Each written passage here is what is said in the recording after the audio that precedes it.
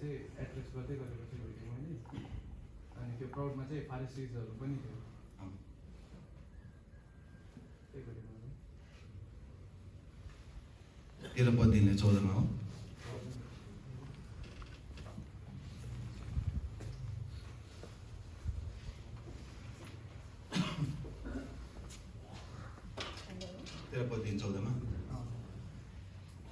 तपाईँको first point ठिकै छ।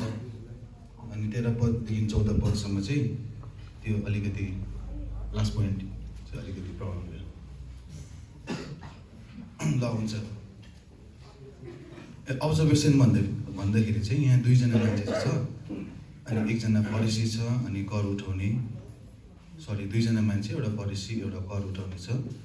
अनि फरिसीले चाहिँ मन्दिरमा गएर चाहिँ म हप्तामा 2 पल्ट उपवास बस्दछु, मैले पाएका सबै थोक दशंश म दिन्छु भनेर चाहिँ प्रार्थना गर्दैछ। अनि कर उठाउने पनि छ। अनि कर उठाउने चाहिँ टाढोमा त्यहाँ सिँढी, अहिले सिँढी भन्दिनँ म, टाढो बसिकन चाहिँ उहाँले के भन्दैछ भने स्वर्गमा उसले आँखा पनि नउठाइकन चाहिँ म चाहिँ पापी मानिस, दया गर्नुहोस् भनिरहेको छ। यहाँ दुईजना क्यारेक्टर छ, फरिसी र कर उठाउने।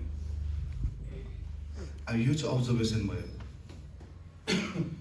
अनि अब्जर्भेसन गर्दै गर्दा त्यहाँदेखि चाहिँ हामी इन्टरप्रिटेसनमा आउनुपर्छ। अनि वास्तविकमा समय नभएको कारणले म सरस्वत जान्छु। यो लेटर जुन छ, यो लेटर चाहिँ लुकले लेखेको। अनि लुक चाहिँ डक्टर हुनुहुन्छ। यो चाहिँ हामीले इतिहासमा हेऱ्यो भने अनि इतिहास र अनि इन्टरप्रिटेसन चाहिँ हामीले गर्नुपर्ने हुन्छ। अनि हामीले जब यो हिस्ट्रीमा हेर्छ भने यो लुकको जुन गस्पल छ यो चाहिँ ग्रिकमा लेखेको थियो। अनि 65 AD मा जब चाहिँ क्राइस्ट मर्नुभयो अनि क्राइस्ट मरेर अनि 65 इयर्सको बादमा चाहिँ 65 AD भनेको चाहिँ क्राइस्ट जन्मिनुदेखि लिएर चाहिँ मर्ने अवधिसम्म 65 AD मा चाहिँ यो बुक लेख्नु भएको। अनि लुक चाहिँ एक्चुअली ऊ ग्रिक पनि होइन अनि ऊ यहुदी पनि होइन। अनि उहाँले चाहिँ एउटा अन्य जातिहरूलाई चाहिँ एड्रेस गर्नुहुँदैछ यो किताबले चाहिँ। यसलाई चाहिँ जुम आउट भन्छ हामीले चाहिँ। जुम आउट भन्नाले हामीले टाढोबाट पनि बाइबल पढ्दै गर्दा टाढोबाट पनि हेर्नुपर्ने हुन्छ।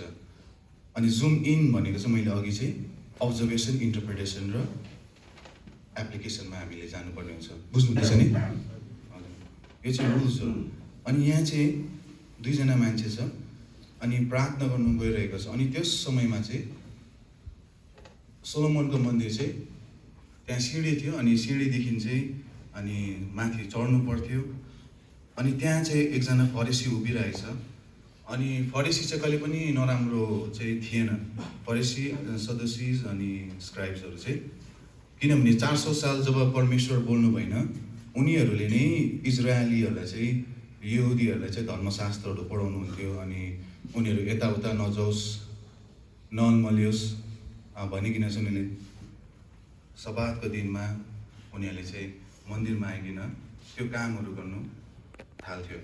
जुन काम चाहिँ उनीहरूले त्यहाँ गएर बत्ती बाल्ने अनि बत्ती बालेर त्यहाँ पूजा गर्ने, परमेश्वरलाई आराधना गर्ने, त्यो चाहिँ फरिसीहरूले चाहिँ एकदमै गहिराई रूपले अनि एकदमै त्यो कुरालाई चाहिँ के भन्छ त्यसलाई प्रिजर्भ गर्दै उनीहरूले गरिरहेको हुन्थ्यो। जब फरिसीहरू चाहिँ त्यस्तो गर्दै गर्दाखेरि चाहिँ जब 400 साल अब 4 पुस्ता या 5 पुस्ता आउने बेलामा चाहिँ के भयो भने चाहिँ फरिसीहरू चाहिँ पुरा करप्सनमा उनीहरू चाहिँ डुब्न थाल्यो। उनीहरू त्यो जुन फरिसी 400 सालको अगाडिको फरिसी थिएन, त्यसको बादमा उनीहरूले पुरा ल बनाउनु थाल्यो। पुरा लजहरू के अब जुन 10 आज्ञा छ, मोसाले बनाउनु भएको ल छ, त्यो लमा अझै उनीहरूले अर्को ल पनि थपिदियो। अनि जुन लले गर्दा चाहिँ इजरायलहरूले पाप चाहिँ गर्नु थालेको थिएन। किनभने जुन 10 आज्ञाको ल छ अनि जुन मोसाले दिएको ल छ, त्यो ललाई चाहिँ तोड्नुको लागि चाहिँ त्यो बााउन्ड्रिज फरिसीहरूले चाहिँ आफ्नो ल बनाएको थियो। त्यो ल तोड्नुभन्दा अगाडि चाहिँ फरिसीहरूले बनाएको ललाई चाहिँ तोड्नु पर्ने हुन्थ्यो।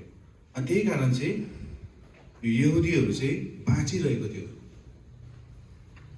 अनि यहाँ चाहिँ के भन्दैछ भने यो फरिसी चाहिँ अब के भयो भन्दाखेरि यो फरिसीले चाहिँ घोषणा गर्दैछ, म परमेश्वरको मन्दिरमा जान्छु अनि दुईपल्ट उपवास बस्दछु अनि म दशंश पनि दिन्छु, डल्लै म दिन्छु। तर यहाँ के भन्नुभएको छ नि, कर उठाउने मान्छे। अनि कर उठाउने मान्छे चाहिँ को हो भनेदेखिलाई जब हामी हिस्ट्रीमा हेर्छौँ भने कर उठाउने मान्छे चाहिँ अब त्यहाँ रोमी साम्राज्यहरू आउनुभयो अनि रोमी साम्राज्यहरूले त्यहाँ इजरायललाई कब्जा गर्नुभयो अनि इजरायलको सबै कुराहरू उनीहरूले ट्याक्सहरू उठाउन थाले। अनि रोमीले चाहिँ के गर्यो भने चाहिँ ट्याक्स उठाउनु लागि चाहिँ त्यहाँ यहुदीकै मान्छेहरूलाई चाहिँ राख्न थाले। अनि त्यो कर उठाउने मान्छे चाहिँ को थियो भने चाहिँ यहुदीहरू नै थिए।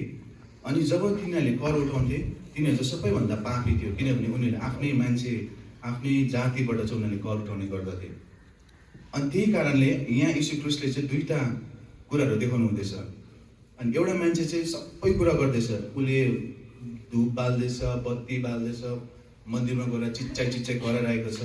उसको प्रार्थना गर्ने तरिका पनि हात उठाएर आँखा खोलेर स्वर्गीयतिर हेरिकन चाहिँ परमेश्वर म चाहिँ योग्यको छु, मैले तपाईँको लागि बहुत कुछ गरेको छु, मैले धेरै कुराहरू गरेँ अनि मैले गरेको कामलाई तपाईँले हेरिदिनुहोस् भन्ने छ। फरिसीले त्यसरी प्रार्थना गर्दैछ। तर यहाँ एकजना कर उठाउने मान्छे आउँदैछ। यहाँ यीशु ख्रीष्टले चाहिँ दृष्टान्त देखाउनु हुँदैछ। अनि कर उठाउने मान्छे चाहिँ आउँदैछ अनि त्यो मान्छे चाहिँ त्यो मन्दिरमा पनि उसले आँखा उठाउन सकेको छैन। भन्नुको मतलब उसले स्वर्गीयतिर पनि उसले आँखा उठाउन सकेको छैन। तर उसले भुइँमा हेरिकन चाहिँ भन्दैछ, परमेश्वर म चाहिँ योग्यको छुइनँ, मैले केही पनि गरेको छुइनँ, मलाई तपाईँले क्षमा गरिदिनुहोस्। हालेलुया। तपाईँले बुझ्नुहुँदैछ यहाँ के कुरा आउँदैछ? यस, त्यो फरिसीले चाहिँ स्वर्गीयतिर नहेरिकन उसले भुइँमा घोप्टो पढिकन परमेश्वर म चाहिँ योग्यको छुइनँ, मलाई तपाईँले क्षमा गरिदिनुहोस् भनेर उसले पश्चाताप गरिरहेको छ। त्यो कर उठाउने मान्छेले उसको जीवनमा पुरा कर नै उठाइबस्यो। उसले धेरै इजरायलीहरूलाई कर उठायो, बेसी कम्तीभन्दा पनि बेसी उसले कर उठाएर सताएको छ। उसले पाप गरेको छ अनि त्यो पाप चाहिँ उसले परमेश्वरको अगाडि आइकन चाहिँ स्वीकार गरेको छ। अनि यीशु ख्रीष्टले भन्नुभयो यो दुईजना मान्छेमा चाहिँ एकजना चाहिँ बाँच्यो भन्दैछ।